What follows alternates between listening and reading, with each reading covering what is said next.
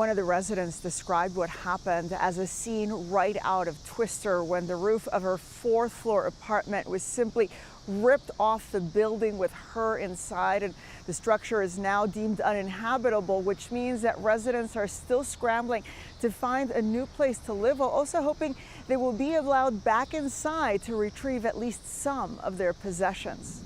It's been 2 days since Janelle Bay and her family of 5 were displaced. A suspected microburst tearing the roof off of this Mount Prospect building they've called home for the last 8 years. We were able to get our documents, and everything else is there. It's just, and when my husband went inside, he saw that we are on the first floor, but even though we're on the first floor, everything is wet, and everything is damaged already.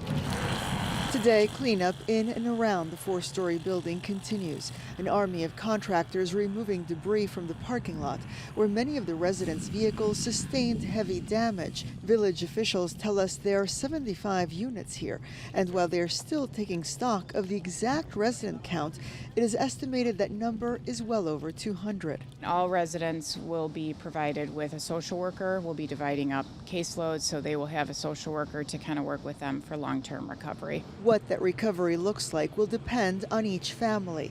For now, the village, along with the Red Cross, is making sure everyone has a place to stay.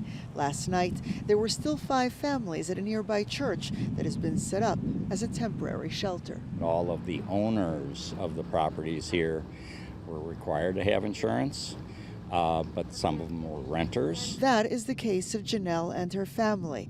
They did not have renter's insurance. With no other relatives in the area, they are among those still staying at the shelter while they figure out what comes next. We have friends who are offering to stay with them, but there's 3 kids and my husband.